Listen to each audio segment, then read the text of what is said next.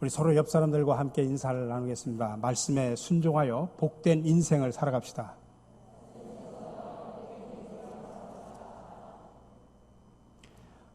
오래전에 신문에 났던 이야기입니다. 저 광주의 한 복권 판매점에서 한 달 새 로또 복권 1등짜리가 14억, 22억 이렇게 두 번이나 나왔다고 합니다.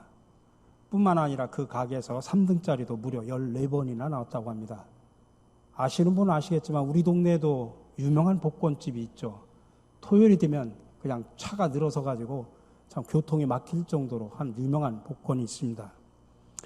그래서 주변에서 이런 소문이 퍼졌다고 합니다. 그 가게 바로 옆에 장례식장이 있는데 상여가 나가면서 많은 사람들에게 복을 주기 때문이다라는 소문이 났답니다. 얼마나 황당한 이야기입니까? 근데 더 황당한 것은 그 소문을 듣고 원군 각처에서 많은 사람들이 복권을 사러 몰려오고 있다는 이야기입니다. 정말 사람들이 무지합니다.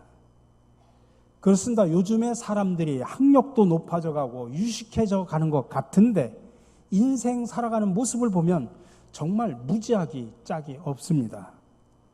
여러분, 세상적으로 아무리 학식이 많아도 하나님을 떠난 인간은 영적으로 무지할 수밖에 없습니다. 그래서 로마서 1장 21절에서 말합니다. 오히려 그 생각이 허망하여지며 미련한 마음이 어두워졌나니 스스로 지혜 있다 하나 어리석게 되어 썩어지지 않는 하나님의 영광을 썩어질 사람과 새와 짐승과 기어다니는 동물 모양의 우상으로 바꾸느니라. 우리 주변에 보면 이런 사람들이 참으로 많이 있습니다. 무당이나 점쟁이를 찾아가는 사람들, 이단에 빠지는 사람들, 요즘에 보면 연애 프로그램들에 막 그냥 조장을 합니다.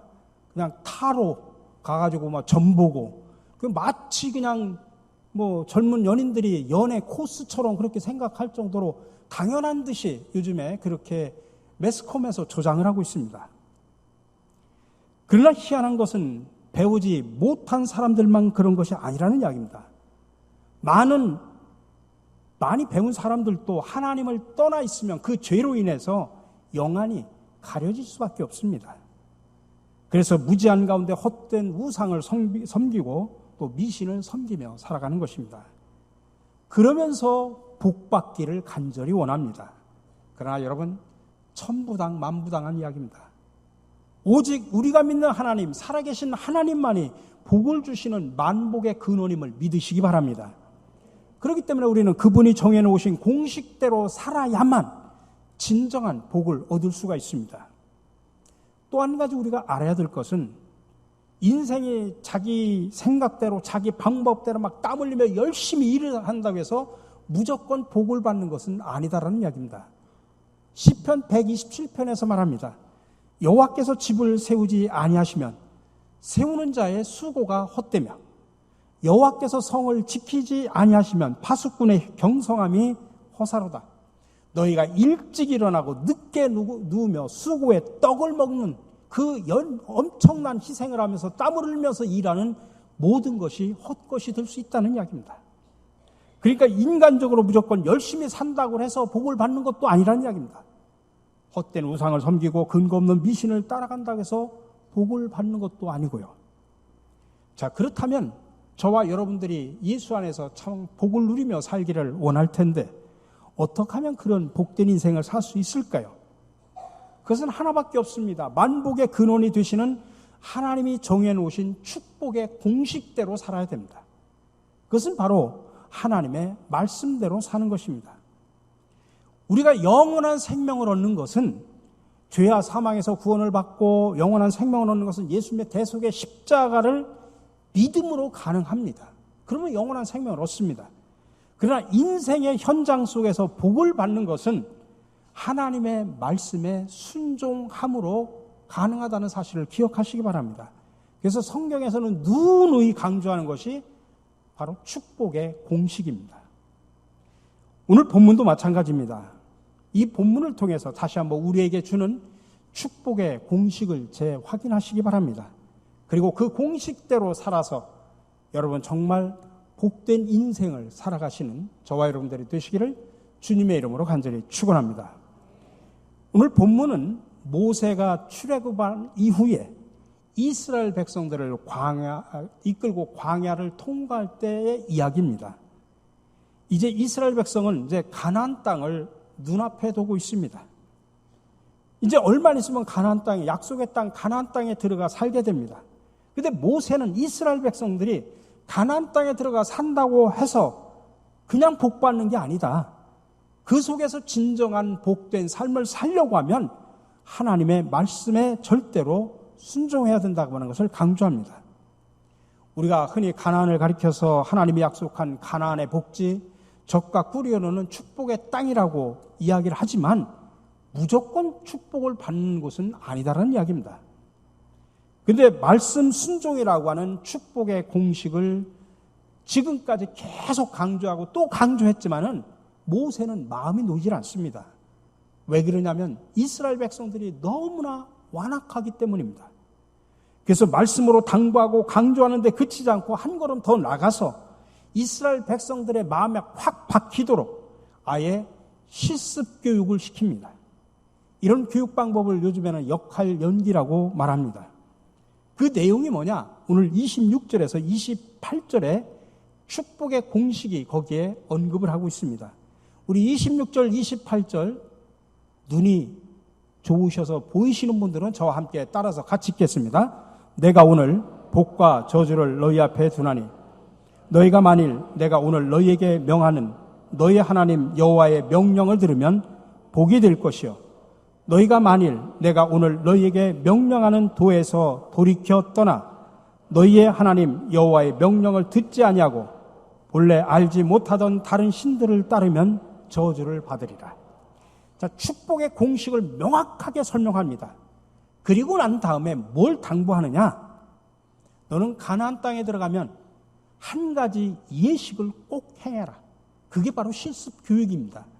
그 말씀이 29절에 나오는 겁니다. 내 하나님 여호와께서 내가 가서 차지할 땅으로 너를 인도하여 들이실 때 너는 그리심산에서 축복을 선포하고 에발산에서 저주를 선포하라. 그래서 실습 교육을 시키라 이 말씀입니다. 이것에 대한 구체적인 내용이 신명기의 뒤쪽에 27장에 아주 더 상세하게 나옵니다. 그리고 실제 가나안 땅에 들어가서 이 예식을 실제로 행한 사람이 누구냐면 여호수아입니다. 근데 여호수아가 실제로 행한 이야기가 여호수아 8장에 그대로 나와 있습니다. 이 구절 모두를 읽고 종합을 해보면 다음과 같습니다. 이 그리심산과 에발산은 가나안 땅의 중심부에 있는 세겜이라고 하는 지역에 세겜이라는 지역을 사이에 두고 서로 마주보는 그런 산들입니다. 먼저 세겜이라고 하는 것은 이스라엘 조상 아브라함이 가나안 땅에 들어갔을 때 하나님께 제일 먼저 제단을 쌓은 곳입니다. 그러니까 이스라엘 백성들에게 세겜은 어떤 의미냐면 신앙의 고향과 같은 곳입니다. 근데 바로 이 그리심산은 세겜의 남쪽에 있고 에발산은 세겜의 북쪽에 있고 그리고 그리심산과 에발산 사이를 세겜 골짜기라 그렇게 말합니다. 원래 그리심이라는 말은 잘라낸 것이라는 의미고 에발은 벌거벗은 대머리라는 뜻입니다. 그리심산의 높이가 지중해 해발로 따지면 한 870m, 에발산은 한 900m 정도 됩니다.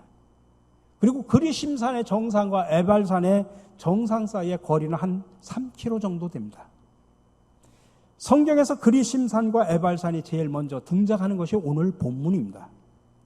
그리고 아까도 말씀드렸듯이 여호수아가 가나안 땅에 들어가서 거기에다가 에발산에다가 제단을 쌓고 거기서 구체적으로 실습 교육을 시킵니다. 이스라엘의 12지파 가운데 6지파는 그리심산에 6지파는 에발산에다 놓고서 축복을 저주를 선포했습니다. 에발산의 이야기는 여기서 끝이 납니다. 성경에서는. 근데 그리심산은 또 몇 번 언급이 되고 있습니다. 사사시대 기드온의 아들 아비멜렉이 요담을 제외한 다른 형제들을 모두 죽여버린 사건이 나옵니다. 아비멜렉은 어머니의 형제들을 동원해서 자기 형제들을 모두 죽이고 세겜과 밀로에서 사람들로부터 자기가 왕으로 추대를 받습니다. 이 비극적인 사건 속에서 유일하게 한 사람만이 살아남았는데 그가 바로 요담입니다. 기드온의 막내 아들입니다. 그래서 요담은 그리심산에 올라가서 소리를 질러가지고 우화를 이야기합니다. 나무의 비유를 통해서 감람나무한테 포도나무에게 나무를 찾아가서 우리의 왕이 되어 주십시오라고 요청을 합니다. 예화를 들어서 그런 예화를 드는데 모든 나무들이 다 거절합니다. 나도 바빠 죽겠는데 못하겠다. 근데 유독 가시나무가 나타나가지고 내가 하겠다. 그리고 내 말대로 따르라. 그런 이야기입니다. 그게 바로 요담의 우화라는 이야기입니다. 간접적으로 이 우화를 통해서 비난을 하는 것이죠. 그래서 그들의 악행을 고발하고 저주한 사건입니다. 실제로 이 요담의 우화는 3년이 지나서 역사적으로 성취되는 사건이 일어나게 됩니다.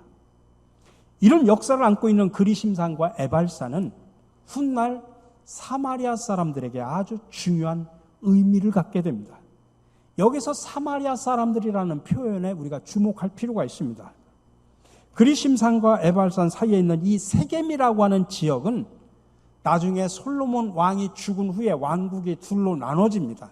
하나는 북이스라엘, 아래는 남유다로 나눠지는데 바로 북이스라엘의 초대 왕인 여로보암이 세겜을 북이스라엘의 수도로 삼은 곳입니다.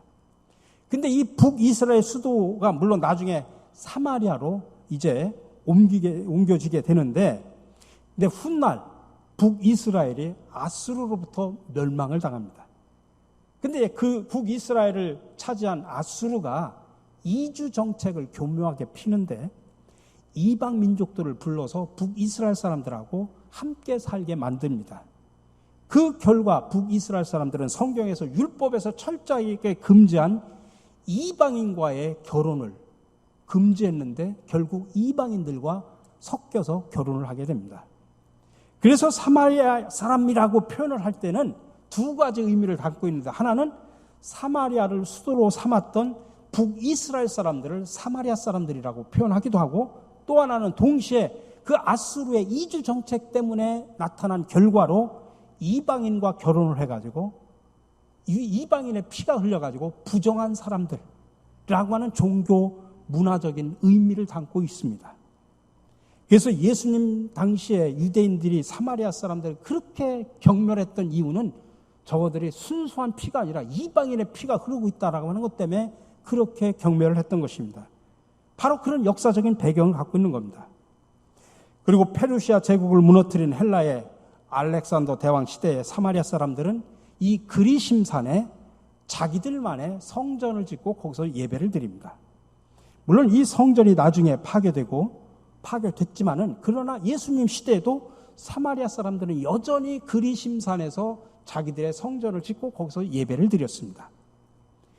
근데 우리가 이 사건이 나중에 신약에 와서 예수님께서 사마리아 수가성 우물에서 사마리아 여인을 만났을 때 그 여인이 예수님에게 이런 질문을 하게 됩니다.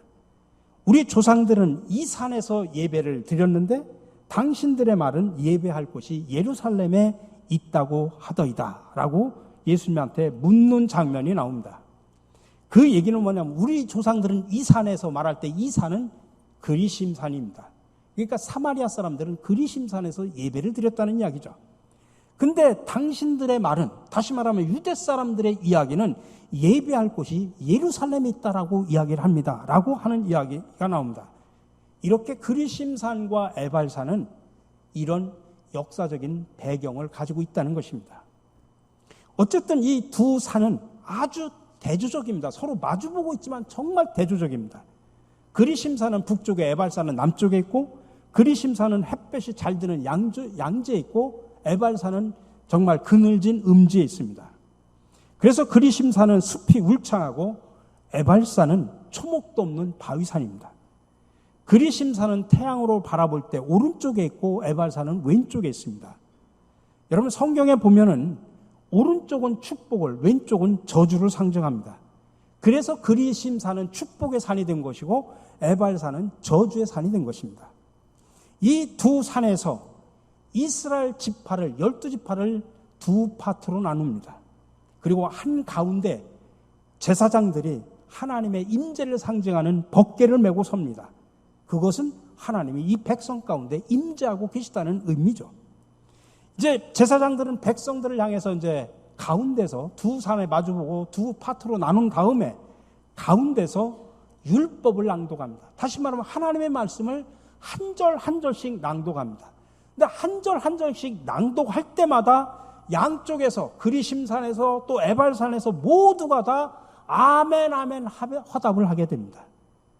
이런 의식을 통해 가지고 이런 실습 교육을 통해서 하나님의 말씀에 순종하면 축복을 받는다, 불순종하면 저주를 받는다고 하는 것을 확인하고 실습 교육을 통해서 체험 교육을 통해서 시키라, 지금 그 이야기입니다. 이만큼 축복과 저주의 공식이 절대적이다라는 것을 이스라엘 백성들의 뇌리에, 마음에 새기도록 한 것입니다. 이렇게 함으로 인해서 이스라엘 백성들은 하나님의 말씀에 순종하는 삶이 얼마나 중요한지 절감을 하게 됩니다. 그런데 참 안타깝게도 이렇게 실습 교육도 시키고 끊임없이 강조했음에도 불구하고 이스라엘의 역사를 보면 말씀에 불순종을 해가지고 많은 어려움을 겪게 되는 것을 우리는 성경을 통해서 배우게 됩니다. 이런 역사를 보면서 말씀에 순종하며 산다고 하는 것이 말은 쉽지만 얼마나 어려운가 알게 됩니다. 저와 여러분들도 이스라엘 백성들과 다를 게 하나도 없습니다. 우리가 말씀대로 살아야 됩니다. 말씀대로 살아야 됩니다. 여러분들 끊임없이 강조하지만 사실 현실 속에서 말씀대로 살아간다고 하는 게 그렇게 쉽지 않습니다. 자, 그렇다면 과연 우리는 어떻게 해야 정말 말씀에 순종하면서 살아갈 수 있을까? 그리고 그 축복의 공식대로 살아서 정말 복된 인생을 살아갈 수 있을까? 구체적으로 세 가지를 말씀을 드리려고 합니다. 첫 번째 세 단계를 거쳐야 되는데 첫 번째는 말씀을 사모하셔야 됩니다. 말씀에 순종한다고 하는 것은 다른 말로 표현하면 내가 하나님을 사랑한다는 이야기입니다. 만일 하나님을 사랑하는 마음이 없이 내가 기계적으로 습관적으로 순종한다고 하면 그건 진정한 순종이 아니고 맹종입니다. 하나님은 우리 인간을 그렇게 맹종하는 존재로 창조하지 않으셨습니다. 우리를 인격적인 존재로 스스로 자기들의 마음속 깊은 곳에서부터 하나님을 사랑하고 따르기를 하나님은 간절히 원하십니다. 그래서 우리에게 주신 것이 자유의지입니다. 이게 다른 피조물과 근본적인 차이점이죠. 그렇기 때문에 이제 하나님은 그 스스로 자원하는 마음으로 하나님께 순종하는 걸 너무 기뻐하십니다. 하나님은 우리 인간이 자유의지를 가지고 하나님을 사랑하고 사모하고 말씀을 사모하는 걸 너무 기뻐하십니다.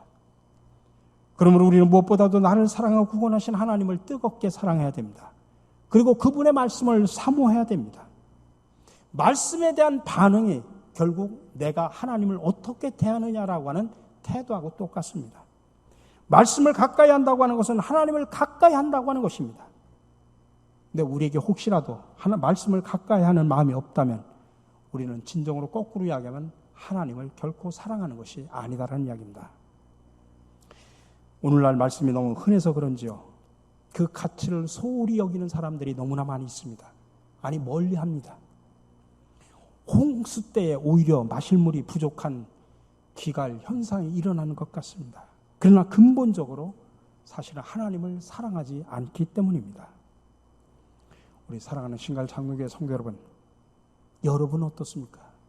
여러분은 진정으로 하나님을 사랑한다고 고백하십니까? 그렇다면 먼저 뜨거운 마음으로 말씀을 사모하시기 바랍니다. 두 번째로는 말씀을 경청하셔야 됩니다. 경청한다는 이야기는 무슨 이야기냐면 말씀을 잘 듣고 깨달아야 된다는 이야기입니다. 그래야 제대로 우리가 실천할 수 있죠.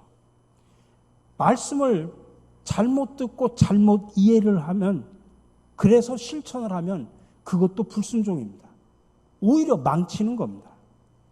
그렇기 때문에 우리가 성경을 사모하고 성경을 읽지만 동시에 성경을 잘 이해하셔야 됩니다. 그렇기 때문에 교회에서 계속 강조하는 게 성경을 공부하십시오라고 강조를 하는 것입니다. 물론 성경은 그 시대는 쉽게 많은 사람들에게 말을 해서 쉬운 말로 기록이 되어 있지만은 지금은 이제 오랜 세월이 흘렀습니다. 시대 차이도 있고 문화와 언어의 차이도 있고 이해하기가 쉽지 않습니다.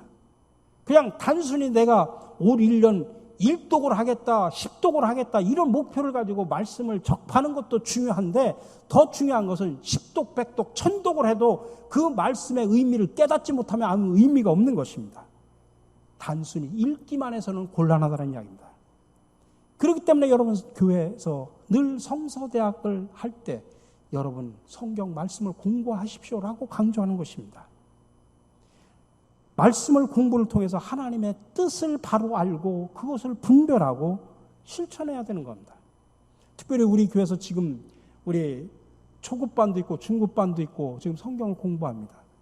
지금 모세 바로 오경 바로 읽기라고 하는 이 책이 너무 좋아가지고 제가 중보기도방에다가 이 책을 원하시는 분들 신청해라 해가지고 많은 분들이 신청하셔서 오늘 내려가시다가 사무실에서 찾아가시면 됩니다. 신청하신 분들은. 그래서 말씀을 어떻게 하면 정말 말씀을 좀 더 많이 알고 더 많이 깨닫게 하기 위해서 교회에서는 끊임없이 성서대학 프로그램을 합니다. 그 여러분들 바로 이 단계가 중요하다는 사실을 아셔야 됩니다. 사모하는 것만 가지고는 안 되고 그 말씀을 정확하게 알고 깨닫고 실천해야 되는 것입니다. 마지막으로 우리가 말씀을 실천하는 것이 중요합니다. 사모하는 것, 바로 깨닫는 것도 중요합니다. 그 깨달아도 실천하지 않으면, 행동하지 않으면 아무 의미가 없습니다. 많은 사람들이 근데 요즘에 말씀을 많이 공부하고 깨닫고 말씀이 이런 뜻이구나라는 것은 이해는 하는데 많은 사람들이 실천하지 않습니다. 왜 그럴까요? 여러 가지 이유가 있지만 핵심적으로 보면 한마디로 요약하면 말씀대로 살면 내가 손해볼까 봐. 말씀대로 순종하며 살면 내가 희생되고 내가 손해를 볼까 봐. 잘못될까 봐 그겁니다. 여러분 이게 말이 된다고 생각하십니까? 우리가 믿는 하나님이 살아계신 하나님이라고 내가 고백을 한다면 또 내가 그렇게 믿는다면 그 살아계신 하나님이 하신 말씀인데 어떻게 잘못되고 어떻게 손해본다고 여러분들 이야기하십니까? 그건 전적으로 착각이고 오해입니다. 여러분 성경에 나타난 한 예를 봅시다. 아브라함이 100세에 아들을 낳았어요. 얼마나 귀중하겠어요. 근데 그 아들을 바치라고 이야기합니다. 정말 상식적으로 이해가 안 됩니다. 말이 안 됩니다. 근데 믿음으로 순종합니다. 실천을 합니다. 여러분 아브라함 손해보셨습니까? 그 다음에 아브라함이 손해를 봤다는 이야기가 나옵니까? 아닙니다. 오히려 그 말씀을 순종하고 실천했더니 하나님께서 오히려 이삭을 돌려주셨지 않습니까? 그리고 아브라함 자신은 물론 그 자손 대대로 축복의 가문을 이어갔습니다. 여러분 말씀의 순종함으로 인해서 오히려 탄탄대로가 펼쳐졌다는 이야기입니다. 그러니 여러분 말씀에 절대 순종하시기 바랍니다. 순종이라는 말은 실천한다는 이야기입니다. 그건 우리 의무가 아니라 특권입니다. 말씀은 우리 인생을 위한 보호장치고 축복의 길입니다. 그러므로 그 안에 거하는 것, 또 그 길로 갈 수 있다고 하는 것, 그 자체가 특권이고 축복임을 믿으시기 바랍니다. 우리 사랑하는 성도 여러분, 우리가 살아가면서 우리 삶의 과정에는 언제나 그리심산과 에발산이 나타납니다.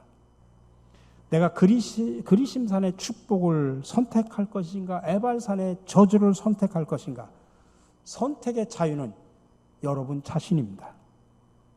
하나님께서 오늘 우리에게 두 가지 그림을 보여주셨습니다. 그리심산과 에발산. 여러분의 마음속에 한번 그려보십시오. 여러분은 나는 어느 쪽을 선택할 것인가? 두말할 것이 것도 없이 여러분 다 그리심산을 선택하기를 원하실 겁니다. 그렇다면 그 선택에 합당한 삶을 살아가십시오. 축복의 공식대로 살아서 그 공식대로 축복을 받으시기 바랍니다. 부디 바라기는 말씀을 사모하고 경청하시고 아멘하며 실천하시기 바랍니다. 그래서 그리심산처럼 복되고 아름다운 인생을 살아가시는 저와 여러분들이 되시기를 주님의 이름으로 간절히 축원합니다.